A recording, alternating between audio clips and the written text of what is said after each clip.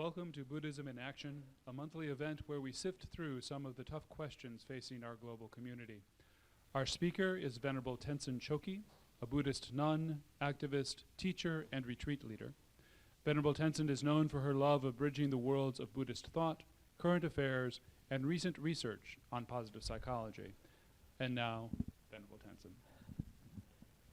Great, thank you all, and thank you for joining us tonight. So the topic of tonight's episode is the practice of forgiveness, and the format of tonight's episode will be 60 minutes.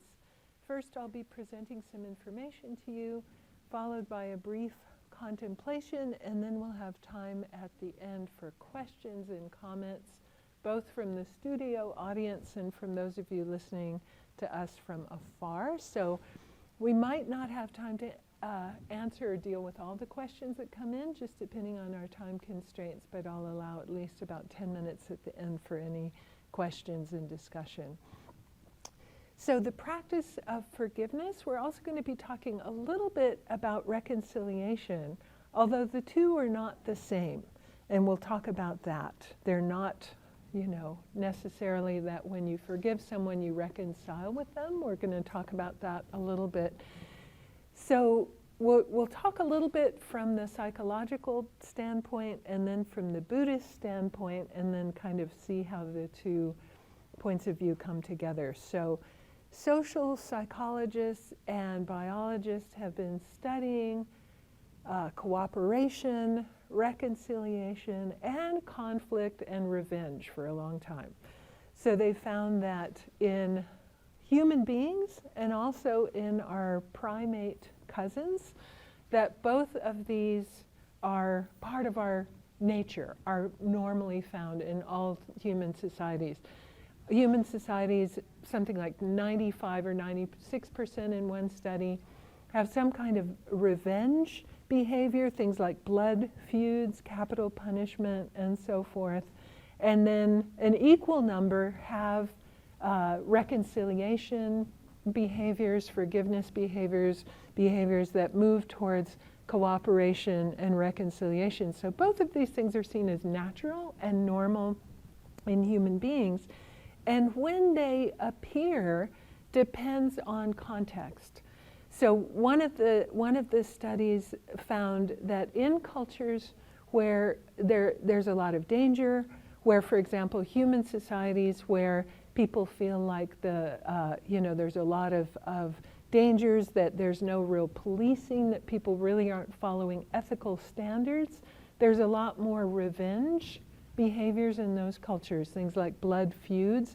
One example that's been studied a lot is Appalachian culture that descends from Highlander culture in Scotland, where there is this really strong culture of these feuds. I mean, the famous example is the Hatfields and the McCoys, right? And these kind of blood feuds that go on for generations, and nobody even remembers what was the original thing that started it often. But for generations, and that's a culture where things like that are found very often. And then there's other cultures, for example, the San Bushmen in the Kalahari Desert, where cooperation is, where people feel safe, that they feel like they really are standards that kind of support cooperation, for example. One of the reasons that there are these revenge behaviors in human cultures, and why they're found more in cultures that are seen as quite dangerous and where governments are weak and the social structure is quite weak, it keeps people from harming each other. The kind of fear of retaliation or revenge keeps people from harming each other.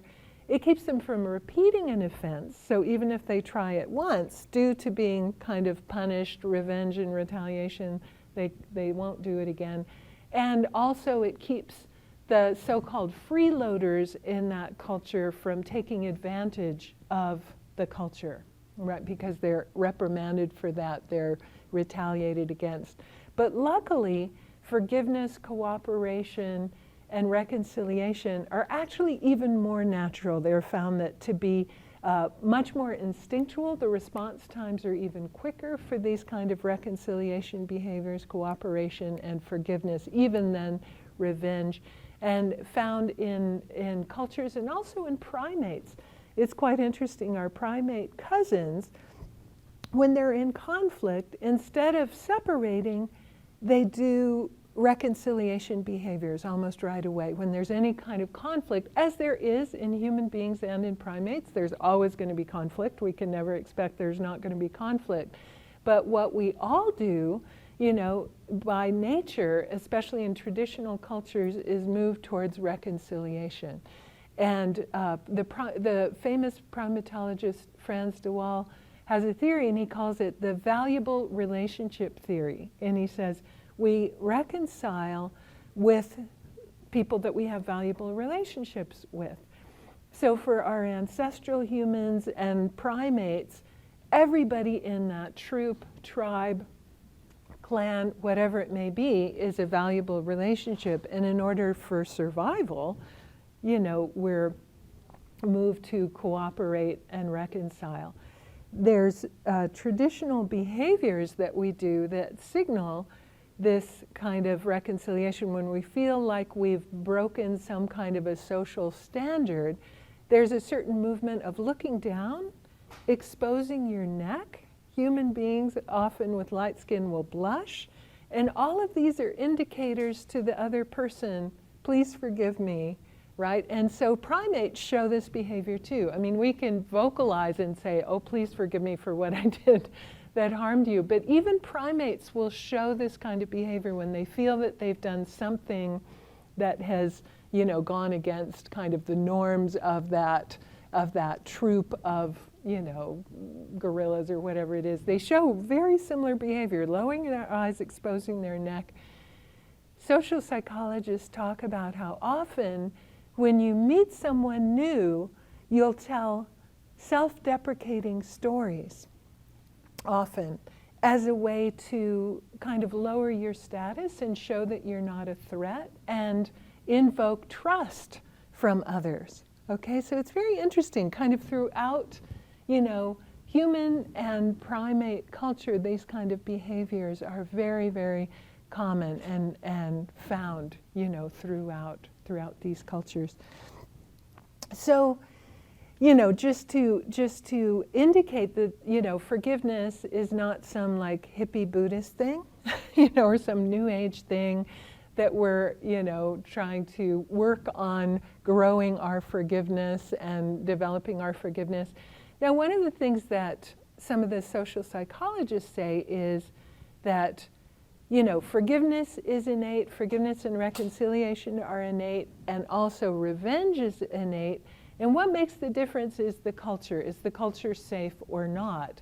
Whether these behaviors will be enacted either, you know, in those cultures where they'll be more kind of functional, evolutionarily functional.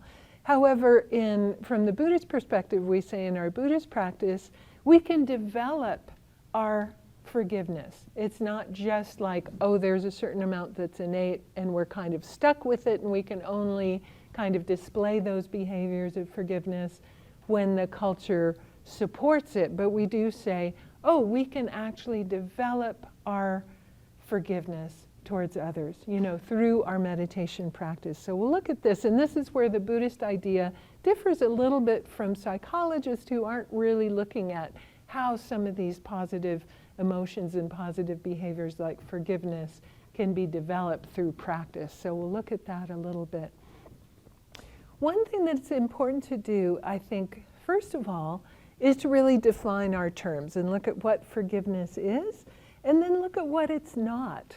Because a lot of our obstacles to forgiveness come, I think, from thinking that it also necessarily means things like reconciliation, that it means, oh, the other person isn't going to have to, you know, be punished at all for their behavior, or we don't consider it an offense. We just kind of go into this state of denial. And so we go, well, forget it. I'm not going to forgive if it means all of that, like I really was harmed. So let's look at what forgiveness really is. There can be kind of a pathway from apology to forgiveness to reconciliation, but not necessarily. We can take forgiveness out of that pathway and have forgiveness even without apology and reconciliation. So we're going to talk a little bit more about that. So some of the things that forgiveness does involve: accepting that the transgression did happen. So really acknowledging and accepting, yeah, I was really hurt by that. You know, that thing happened. So it's not just denial about it. It's not just saying, oh, it's okay. Oh, it doesn't matter. Oh, it didn't hurt me, right? It is a real acceptance that the transgression happened. Now, you can do this, and again, all of this you can do whether the other person agrees or is involved or not. Much easier when the other person is involved in some way. Much easier, but not necessary, and that's the real point. Forgiveness is up to us, and we do forgiveness really for our own sake, right? And then if the other person is involved, that's fine, but we can do all of these steps even without the other person involved. So acceptance that the transgression happened. Forgiveness also involves a reduced urge to punish or to seek vengeance, a decline in avoidance, and an increase in compassion towards the offender for their own suffering. So all of these are some of the elements of what forgiveness involves, okay? I think this one is really important, this increase in compassion towards the offender for their own suffering. This, by the way, is a list just from psychologists. This isn't the Buddhist definition of forgiveness at all. This is just from some of these positive psychologists that have been studying these emotions, been studying these qualities. But I always think, especially for this last one, that our Buddhist practice can be very, very helpful. We're always urged to get ourselves out of our own, kind of self-absorption and put ourselves in the other person's shoes. So often when we're harmed by another, it can be incredibly helpful and really lead to forgiveness to, not just be focusing on how we were harmed, but to think, oh, what was going on for that other person? What did they need? What was going on for them? How, in Buddhism, as I often mention, His Holiness the Dalai Lama always says, every time he opens his mouth, all beings want happiness and want to avoid suffering, right? So seeing that that's a basic human need, that that's really kind of an underlying motivation for everyone's behavior, it doesn't mean that the way they go about it is not dysfunctional.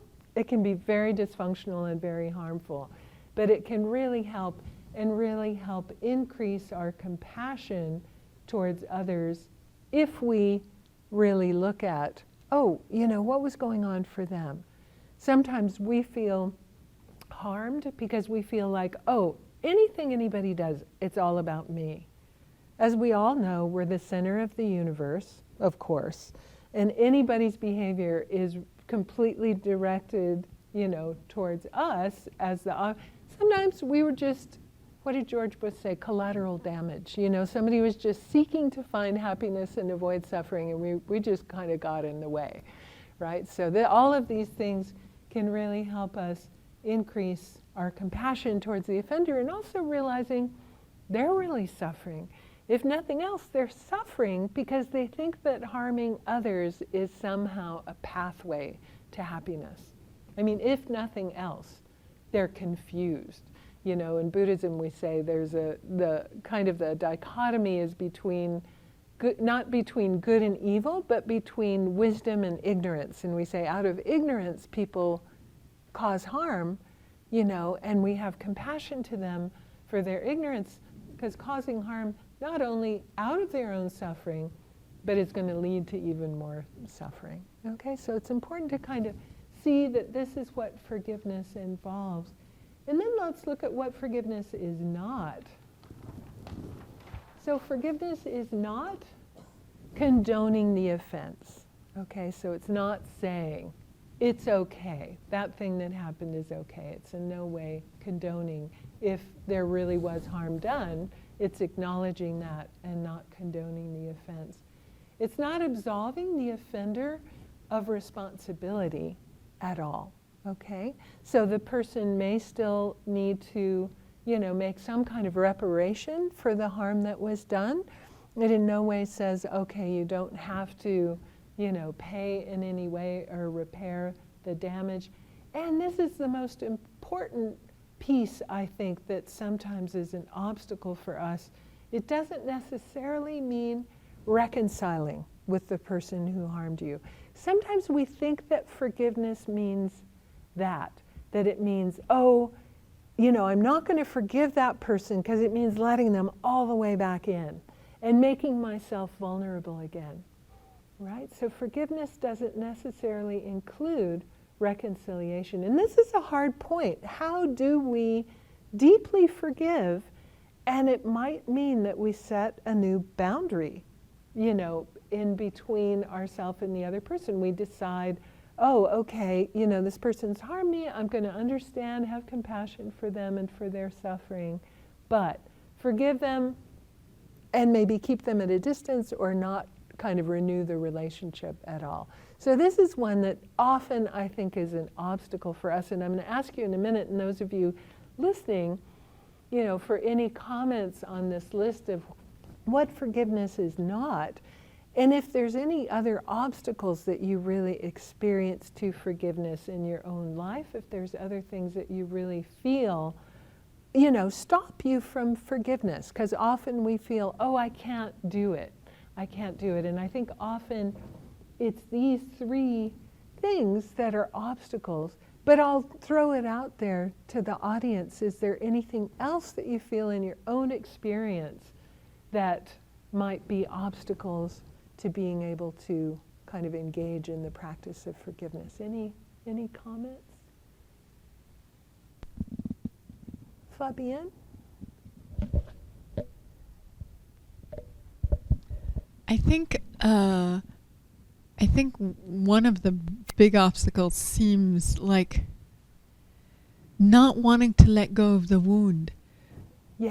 That there's harm that was done, and so there's pain, and that somehow you can't let go of that pain. Yeah. In some ways. So not even anything to do with the other, but just what you're experiencing, and that somehow that may be an obstacle for forgiveness. Good, yeah, and that's it's interesting. We're gonna go over in a minute a list by Jack Kornfield, who's done a lot of work on forgiveness, and one of the principles of forgiveness, he addresses this, and he says, we're loyal to our pain. Like it's one of the things, we're really loyal to our pain, and somehow just feel like if we let go, we're being disloyal to our own pain. So I think that's a great point. How can we, and what he suggests, and also another list, I'm going to present kind of two lists of processes of forgiveness, is really kind of naming the hurt and feeling the pain, but then being able to release and move on. I think sometimes we hang on to the pain when we don't feel it's been heard.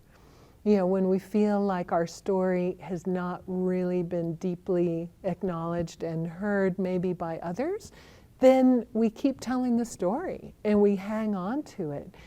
So part of both of I'm going to present Desmond Tutu's Fourfold Path to Forgiveness and also Jack Kornfield's kind of 12 principles, and both of those involve really, it's sort of acknowledging, like in the previous page, really, really acknowledging and grieving and deeply experiencing and being able to tell the story is part of it. And I think when we do that, I find that even in human interaction, do you find that sometimes you're hanging out with someone and you're like, oh my God, they just keep telling me the same story over and over and over again. And the more they tell the story, the more you're like, oh my God, I've heard this. And then sometimes I've found if you just deeply, deeply listen and reflect and practice all those nice active listening things like reflection and reframing and all of that, and you really get in it, then they can let it go.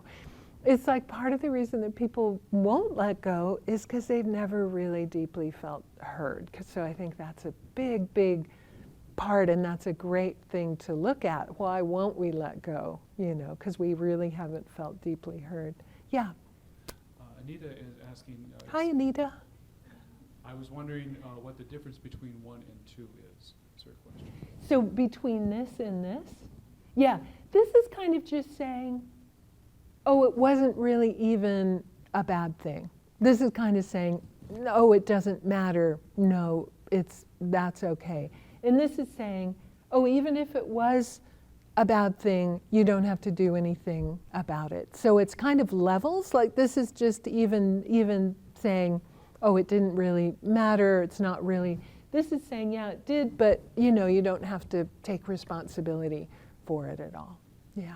And another question, what about learning to forgive ourselves from our past bad karma? Yeah, well, guess what? We're not enlightened yet. I mean, I don't know about y'all, but I'm definitely not. I mean, I find, actually it's interesting, I find for myself, for self-forgiveness, the same step I use for self-forgiveness. I look at myself, because often we're harder on ourselves, and when we do the practice, we'll look at self-forgiveness for our own mistakes as part of it. Often we're so hard on ourselves. We expect ourselves to be perfect. And this is another time that I've found Buddhist practice to be so helpful of realizing, hey, I'm a work in progress. I certainly know I'm not enlightened or liberated from all of my destructive emotions or anything else. So why on earth would I expect that I don't cause harm? I do my best, but I'm flawed. And so it's not as a way of just going, oh, well, so what? But it's just a way of accepting so that I don't get into this sort of guilt and just get stuck in that I'm able to just go, wow, okay, I make mistakes and I hurt people. I'm trying to be more aware. I'm trying to practice better ethics. I'll try and do better next time. I'll, have regret, but not guilt. And I think for me, that's a big part of it. Yeah. Can I just check the third point on forgiveness? Forgiveness involves decline and avoidance of... Yeah. It's interesting. I think from a Buddhist standpoint, I might change this word. This comes from psychologists, because this almost makes it feel like you need to reconcile. I would say decline and aversion, right? Because it just means that aversion that you feel towards the other person. You might set a new limit. You might decide that person, isn't trustworthy, right? Because reconciliation really depends on establishing or reestablishing trust. That may not be possible, especially if the person isn't apologizing and isn't acknowledging the offense. It's probably smart to set a new limit. So I would change this into the Buddhist word aversion, because you might still not have that person in your life as much, but it just means that that strong feeling of oh, I don't want to be around that person at all. You can still be around them. It's just that the relationship may not move towards reconciliation depending on their attitude. Yeah. I just wanted to thank Christine for our previous question about bad karma. Ben asks the question, applying equanimity to a situation where someone has harmed us. Any tips for lessening contact while retaining diplomacy? Yeah, and I think, it depends a lot on the relationship and how much contact you have with the person. Sometimes I think having a conversation with the person about what happened and just saying, hey, I need to take a break from this relationship for a while, just really, honestly discussing it with the person can be helpful, especially if you feel like you need to take a break from the relationship because you don't want to cause the harm of the other person if they're kind of clueless that they even hurt your feelings or whatever it is. It might really hurt them, so you don't want to create this snowball effect of sort of avoidance and more hurt feelings and more avoidance and more hurt feelings. So I think either communication or, like I said, even if you're around the person a lot, just an emotional boundary. For example, if you find that somebody doesn't keep confidences, and that's something that you sort of trusted them with and then they broke your confidence, you can still be around them, just don't share things that you don't want the whole world to know, necessarily, right? So you just kind of think, okay, you know, I used to think, I think when I was growing up somehow, that trust was all or nothing. And I think we can have trust with different people in different areas, you know, and have different limits with trust depending on what it is. For example, I have a very good friend who can't keep a confidence, but who would be on the next plane if I were dying and needed somebody at my bedside to say prayers, no question. It's just in this one area, I know, okay, the boundary is different in this one area. So I think that's just realistic. There's a forgiveness researcher called Fred Luskin, who is one of the recommended readings that we're going to put up on the screen. And he says it all boils down to, we wanted a yes and we got a no. You know, and it's like, that's kind of the bottom line. We wanted a yes and we got a no. And so that's what leads to resentment and, you know, some failed expectations. So part of it is be more realistic about our expectations. You know, because sometimes we have really unrealistic expectations, and then we're so disappointed, and then we're resentful, and then we don't forget. We just created the whole thing with our own minds. You know, so looking at that, I think, can be really helpful too. Yeah. On the topic of expectations, when you were asking about what are some barriers to personal forgiveness, I feel like the expectation of the offender to like meet you somewhere in your effort to find reconciliation or forgiveness has been a barrier. Like if it's not coming from them or they don't see it from your way at all. I know. That's a drag, isn't it? I hate that. And it is, it's hard. And it is one of the hardest things, I think, to let go. We also, though, with that, sometimes we just expect other people to read our minds or know how we feel without communicating. And sometimes people don't have any idea. I mean, often, not for the huge things, but for very small things, sometimes people don't really know, you know, that something that they said hurt our feelings or whatever it is. I think it's helpful to be braver about communicating, because sometimes we'll take offense at something and then, like I say, it starts this whole snowball, and then the next time we see the person, we diss them, and then they're like, oh my God, what did I do? And God, she was rude, and then they diss us and we diss, you know, and it just creates this whole thing, whereas sometimes being braver about communication, I think, can help. And this is where I think Marshall Rosenberg's nonviolent communication methods can be really helpful, because it's a method for talking about difficult things with people in a way that is the least kind of provocative of defensiveness and, you know, hurt feelings on their side. But I think, you know, we would love to be always met and people see things exactly the way we do all the time. And that would be great. And it's something that's helpful to let go of. Thank you. Because it can be a block, you know. Like I said, there can be, and kind of the best case scenario pathway is apology, forgiveness, reconciliation. But I think what I'm proposing is we can pull the forgiveness piece out of the mix, even if the other two are missing. And there's a great a lot of research done on what makes an effective apology, and there's a researcher called Aaron Lazar who's written a book just called On Apology about how, and this is great too if you're working on kind of conflict resolution and reconciliation work, what makes a really good apology? Because sometimes an insincere apology just makes it worse, an insincere or incomplete apology. And so he talks about like the 5 you know, components of a good apology, and then the 7 needs that are met in the person being apologized to.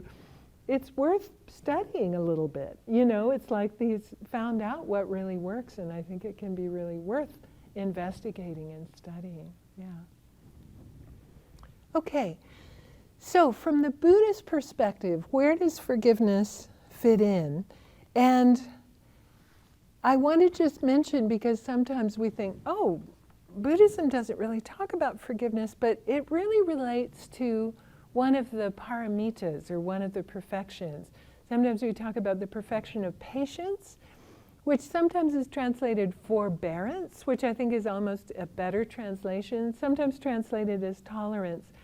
And this has three aspects, and one of them is really about non-retaliation to harm, not getting angry even when it feels like it's justified. Now, that's not quite forgiveness, but that's a step leading to forgiveness, definitely, is that non-retaliation and non-anger, even when you feel that it's justified. So this is part of the practice of patience, the paramita, or practice of patience. Also, forgiveness is really an antidote to resentment. And resentment is one of the 26 mental afflictions, right? Or nyomong in Tibetan, or klesha in Sanskrit. So in Buddhist psychology, we talk about 26 disturbing states of mind. And the definition of a klesha is any mental state that's disturbing to our peace of mind. And resentment is one of them. And I think, we can posit forgiveness as an antidote more to resentment than it is to anything else, just this kind of slow burning, long lasting, hanging on to our anger.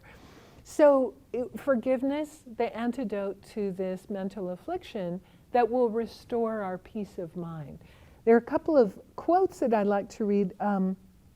One from Master Shantideva from the Guide to the Bodhisattva's Way of Life that talks exactly about this mental peace, this affliction of resentment. And he says, one's mind finds no peace, neither enjoys pleasure or delight, nor goes to sleep, nor feels secure, while the dart of hatred is stuck in the heart.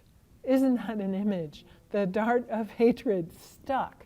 So that's kind of what resentment feels like, doesn't it? It's like that dart. It's not just like this blip of anger, but it's stuck in there. So no peace of mind, no pleasure, no delight. It doesn't even go to sleep or feel secure. So we forgive for our own sake more than anything else. Sometimes we think, forgiveness is all about the other person and I'm letting them off the hook and then we're all going to pretend that nothing happened. It's even more about our own peace, isn't it?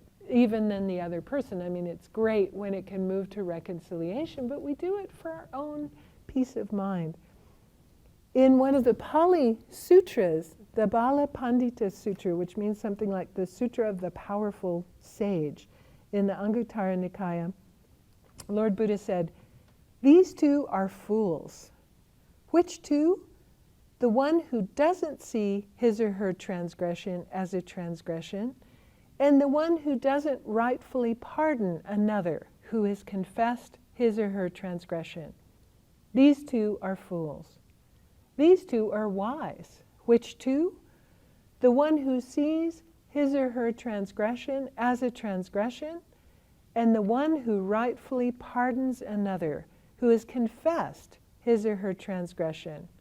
These two are wise, right? So Lord Buddha there is, encouraging, seeing our own wrongs and also pardoning others when they confess their transgression to us. So he's really encouraging us to forgive, and he says if we do that, we're wise.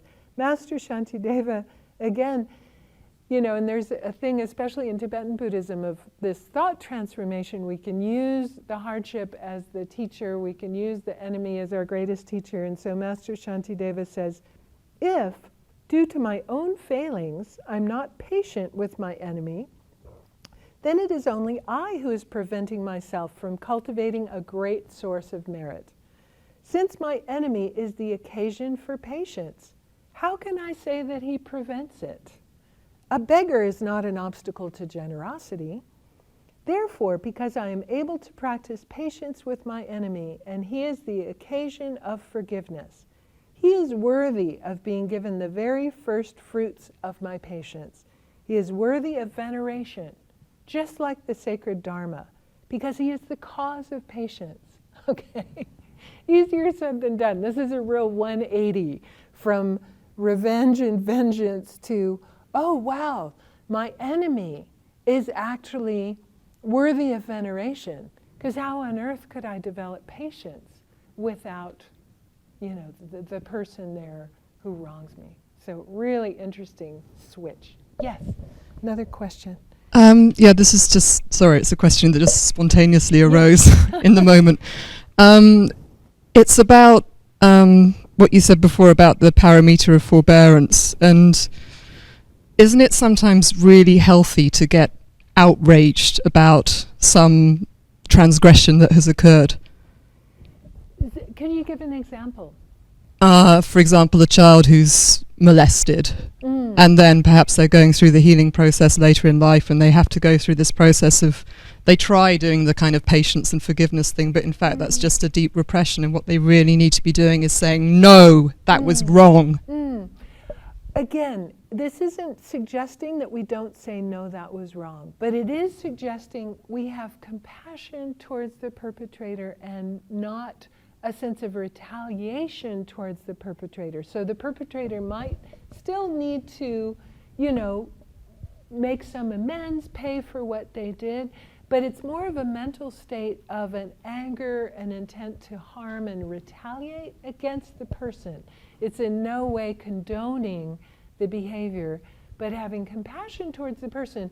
Now, it may be the smartest thing to do, to stop that person from ever engaging in that harm in any way by some forceful means or punitive means, but it's more about the mental state. Is the mental state retaliation and returning harm for harm, or is it at least moving towards? And forgiveness is a process. It's certainly not, in a case like that it's going to be easy.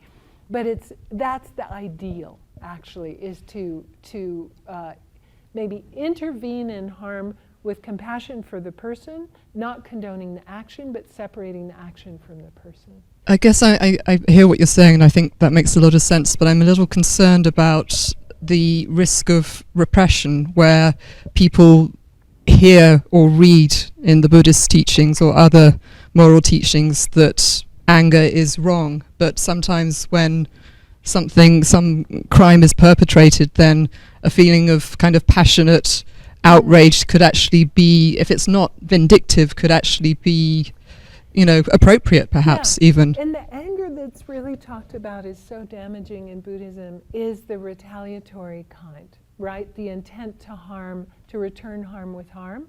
Now, righteous indignation at injustice is not discouraged at all in Buddhism, but again, it's with compassion towards the person instead of an intent to retaliate. So it's very specifically, anger means a lot of different things in English, right? And it also refers to that kind of righteous indignation. The thing that's talked about as being so damaging in Buddhism is that wish to retaliate, out of that kind of anger that wishes harm on the other person. But that is important, I think, because it can be really misunderstood that we need to just be doormats and we can't stop harm. You stop harm, and that's where wrathful compassion comes in. We talk sometimes about wrathful means. Out of compassion, you act in a way that might be quite forceful to stop, especially any further harm from happening. But it's all about the attitude. Is the attitude compassion or is it retaliation? Important, yeah. One of the things I think, and I want to just introduce to you a couple of these methods, one of the things that I think is really important is not suppressing, and both of these methods that I want to introduce to you really involve, not suppressing, really acknowledging fully what's happened. So the first one comes from Desmond Tutu and his daughter, Mpho Tutu, are both Anglican priests, and there's a book, the Book of Forgiving, The Fourfold Path for Healing Ourselves and Our World by Bishop Desmond and his daughter Mpho Tutu.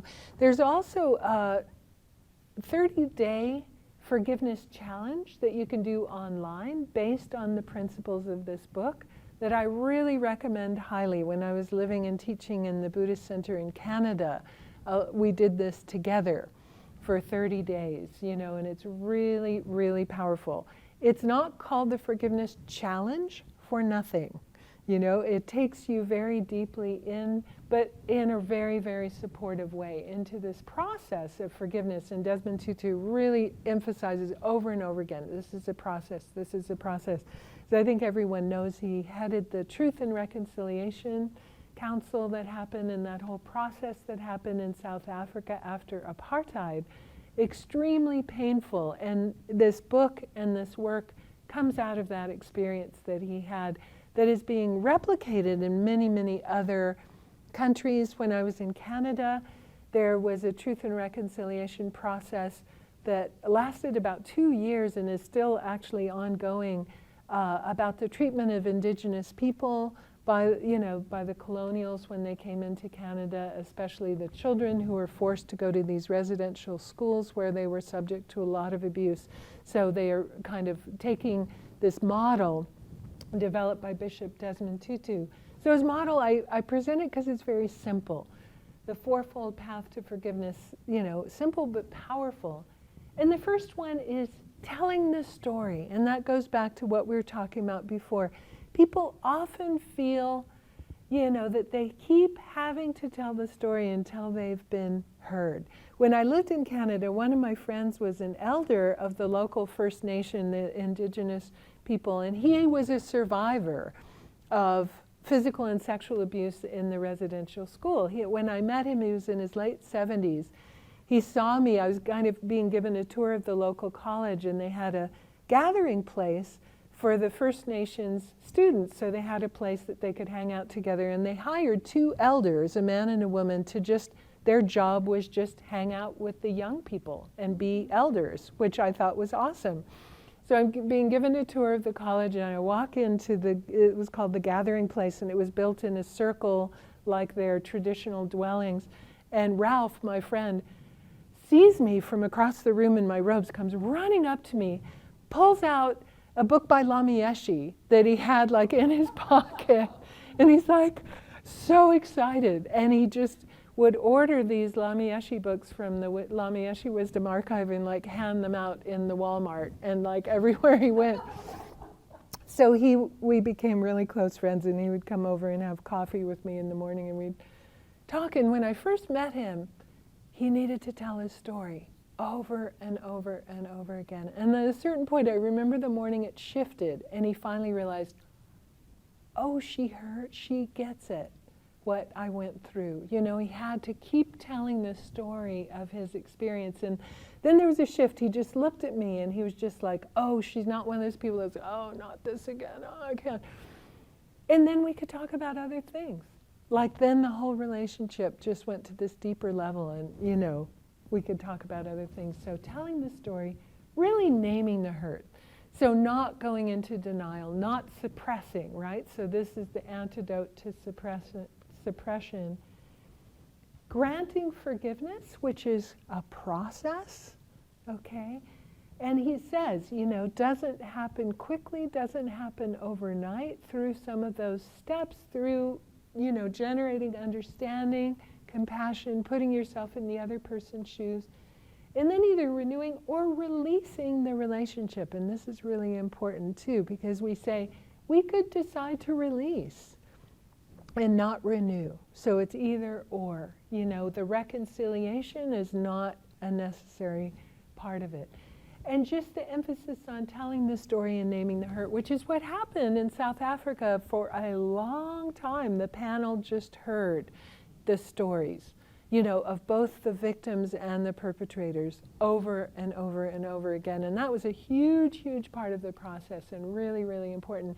And then, like I said, if the person feels heard, if you feel that your suffering has been heard and acknowledged, it can be, then it's often easy to move towards forgiveness.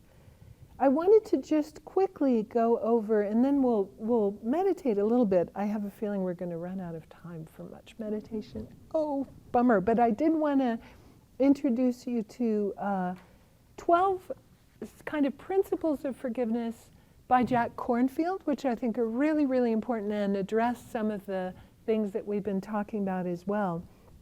And so this, you can also find this in some of the suggested readings also online. I think if you just Googled the 12 principles of forgiveness and then Jack Kornfield's name would probably come up.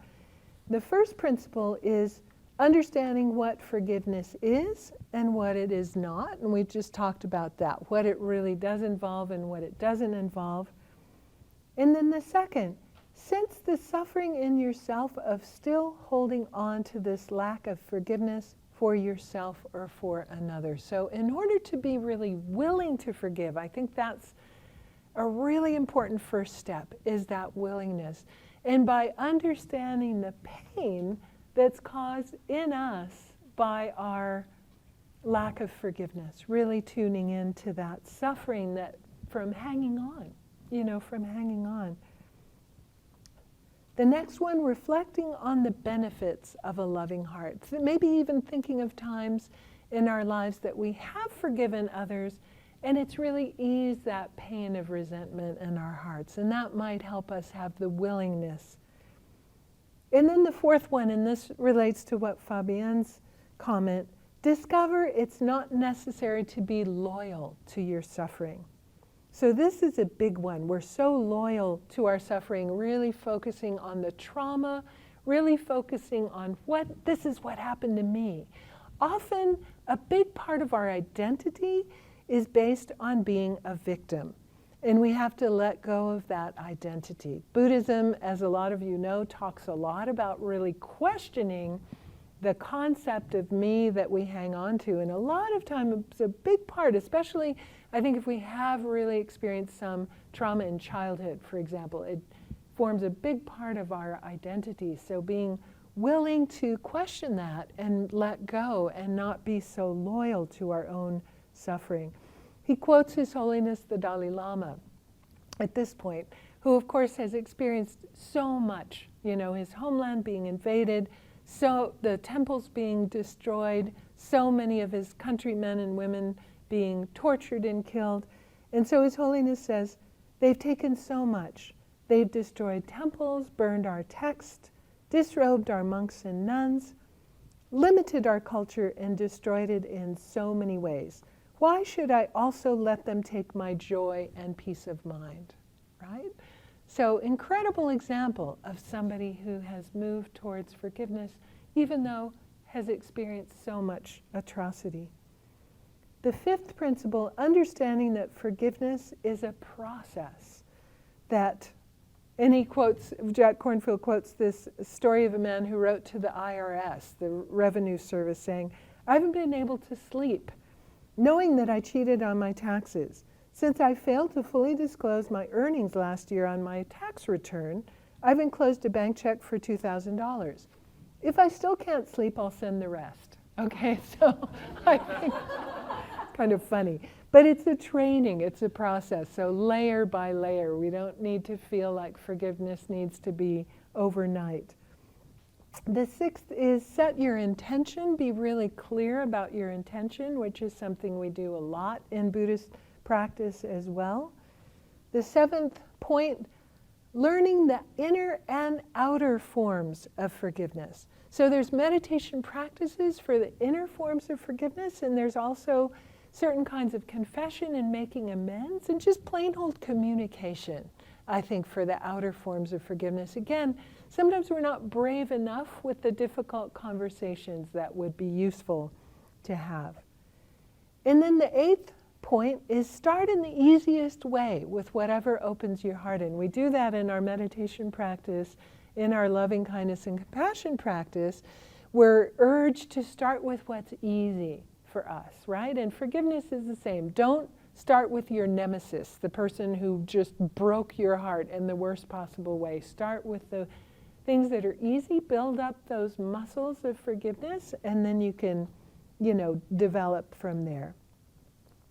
The ninth point, being willing to grieve our losses. So really, again, this is part of naming the hurt, I think, is being willing to grieve and really experience the pain.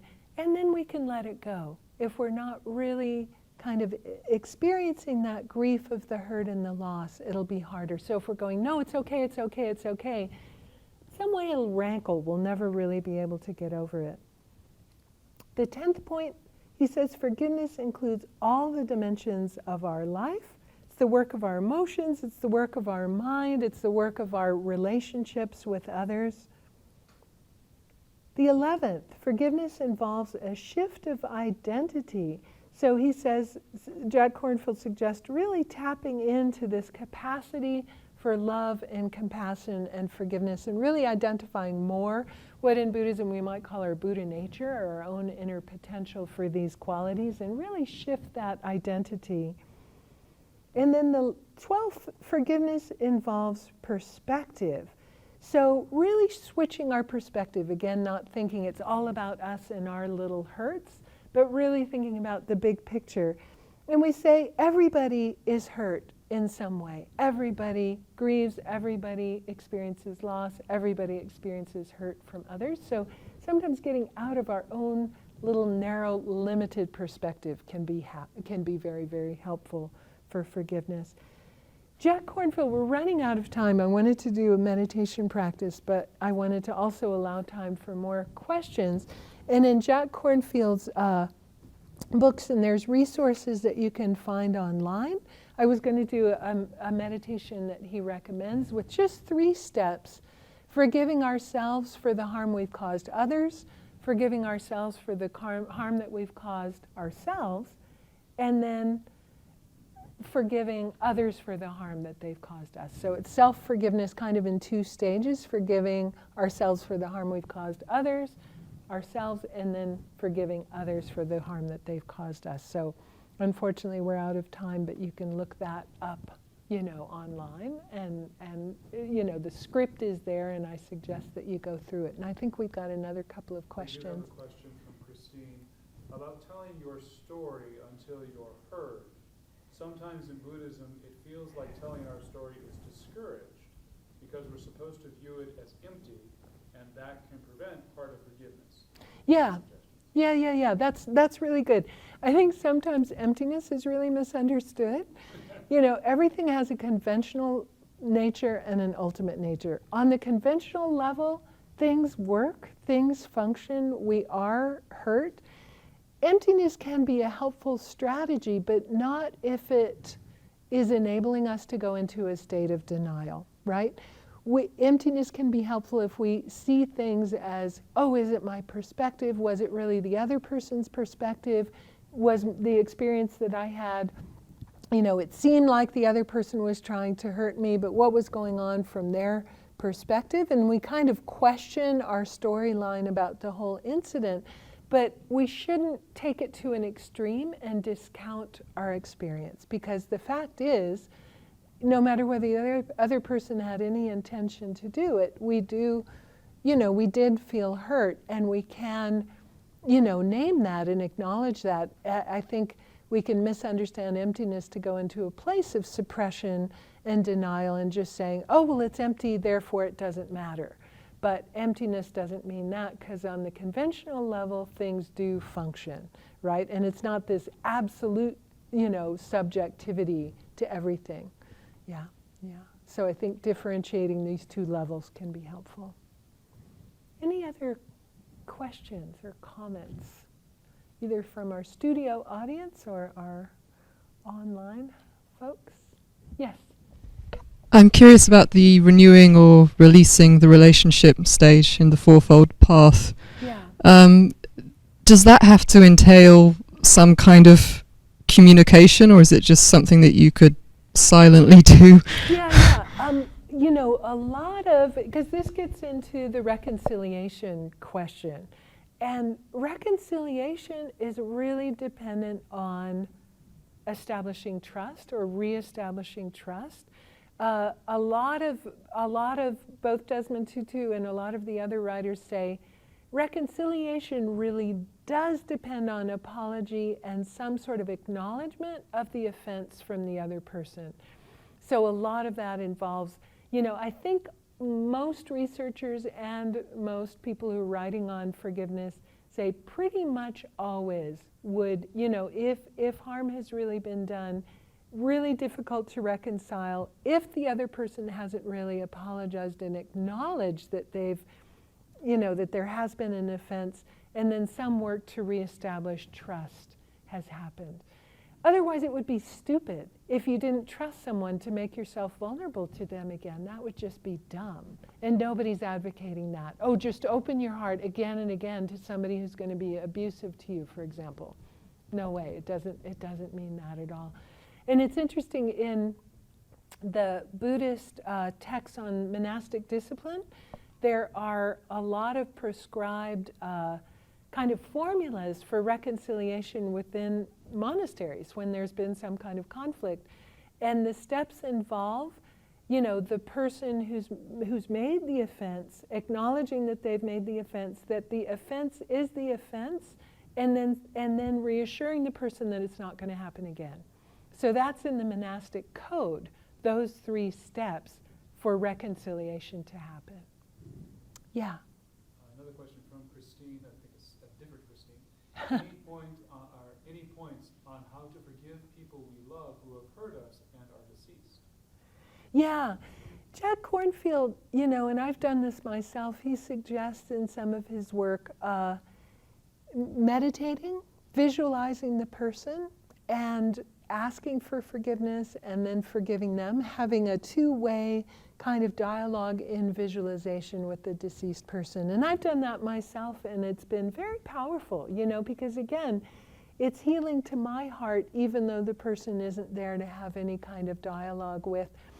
A forgiveness letter, and psychologists really encourage, in many areas, writing a letter you're never even going to send, even if the person is still alive, but it's a way of us kind of processing the experience. And again, forgiveness is something we do kind of within the privacy of our heart, even if the other person isn't there to kind of receive or be part of the dialogue at all, but we can still do that work. And I think the meditation, visualizing the person sitting in front, or writing the letter are 2 quite powerful techniques for doing that.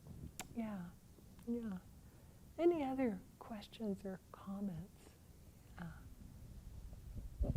I'm actually curious about the 2-way forgiveness thing that you just mentioned, the 2-way apology. Yeah. My thinking being that if somebody has done harm to you, from the Buddhist perspective, karmically you must at some point have done harm to them. Is that correct? Yeah, I mean, karmically, we always say, and it's not that we deserve payback or anything like that in some life, but in that meditation, we're even saying, hey, even in this life, who, as a famous sage once said, let he or she who is without sin cast the first stone. So often we don't know that we have harmed another. It's always a good idea, if we're trying to forgive someone else, to also always ask for forgiveness. And that's about the bravest thing that you can do. Sometimes I think if we think someone's mad at us and we have no idea what we've done, I think one of the bravest words you can do is go up to someone and say, I have no idea really what I've done, but I can tell that I've done something. Please forgive me for whatever it is that I've done. Because often when we don't feel that there was intention behind it, we can get very self-righteous. I'm not going to apologize. I didn't do anything wrong.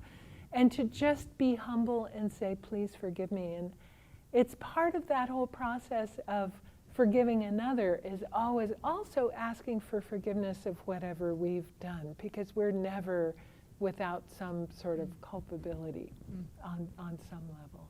Yeah. Wonderful. Thank you. Yeah. Okay. All right.